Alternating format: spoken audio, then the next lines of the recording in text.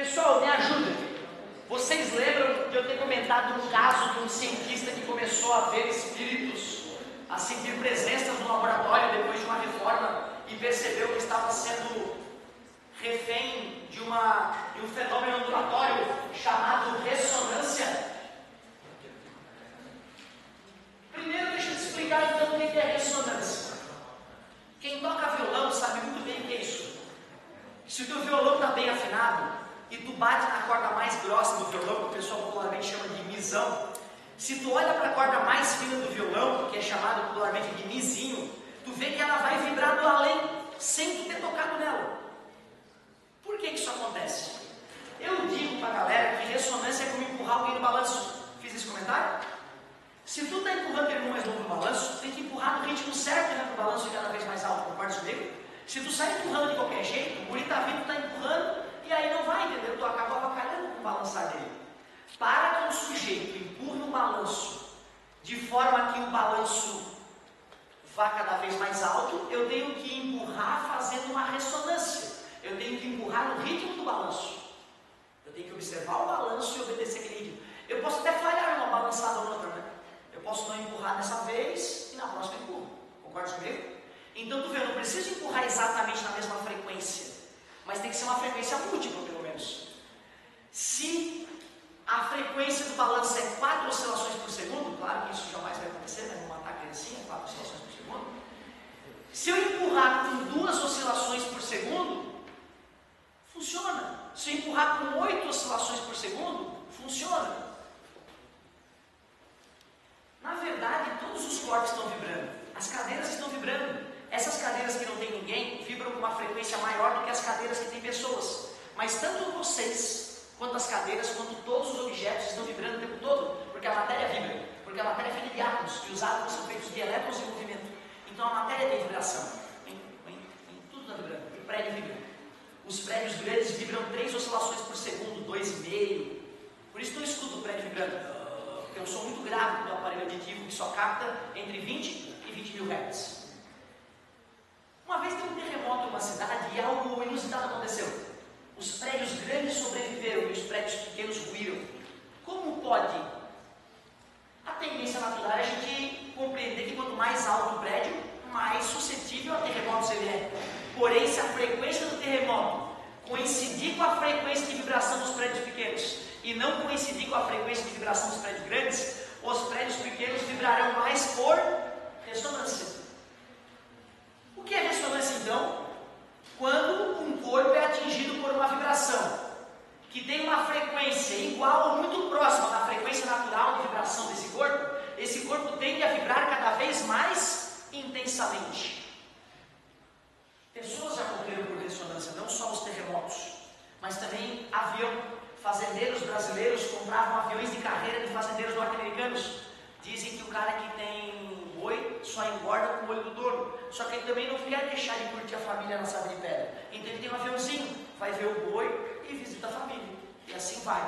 Só que aí, num belo dia, do nada o avião se desmanchava no ar, mais um fazendeiro morto. Até a Agência Nacional de Aviação perceber que estava acontecendo algum fenômeno muito bizarro e proibir aquele modelo de avião de voar, alguns morreram. A explicação foi muito interessante. A fuselagem do avião que é rebitada, com o passar dos anos, ia ficando cada vez mais frouxa e vibrando cada vez com uma frequência maior. Um belo dia, essa frequência coincidia com a frequência do motor. E o avião entrava em ressonância, fuselagem e motor. E as peças móveis começavam a se desprender. E aí não tinha mais como pousar a aeronave. O ônibus acontece isso. Quando o ônibus para no ponto para pegar alguém e a rotação do motor baixa na lenta, se o ônibus é um pouco mais velho, tu vê que o ônibus não começa a vibrar. Quando o motorista acelera o motor, aumentando a frequência, em vez de fazer o ônibus vibrar mais, o ônibus para de vibrar, porque aí o motor, que era a fonte das vibrações, não entra mais em não é o nome mesmo? Ressonância! Era só para ver se alguém completava, só para ver se alguém estava ligadinho. Ressonância. Agora o que eu vou te contar é assustador, pode mexer com as tuas crenças. Eu só acredito porque eu li na Scientific American, uma revista relativamente confiável. Cientista cético como eu foi para o laboratório, rato de laboratório, como eu não sou, E ele estava lá fazendo experimentos, como ele se divertia. Passava mais tempo no laboratório que com a família. Ele resolveu reformar o laboratório, que era praticamente a segunda casa dele. Depois da reforma do laboratório, estava lá ele nas suas experiências, começou a sentir presenças. Estranho, não tem ninguém nessa porra. E de repente, de novo, caramba, tem alguém aqui, cara, tô vendo, tô sentindo. E, cara, ó, ficou doidão aparentemente. Ele perguntava para as pessoas, vocês estão sentindo? Eu estou sentindo. Não, não estou sentindo nada, doutor. E ele ficava até sozinho mais tarde. E aí mesmo os bichos ficavam atacados. Ele foi no psiquiatra, foi no neurologista, foi em tudo que deve ter ido até a mãe de santo. E nada, os espíritos malignos estavam ali. Ele já estava de saco cheio, fazendo quase amizade com os bichos. E quando de repente um dia lá nesse momento, tendo aquelas sensações desagradáveis e vendo coisas, ele viu a espada decorativa presa na parede vibrando. Ele sentiu um alívio. Pegou um frequencímetro, mediu a frequência, que a espada vibrava. Ele percebeu que era uma frequência igual a que o motor do exaustor que ele instalou após a reforma vibrava.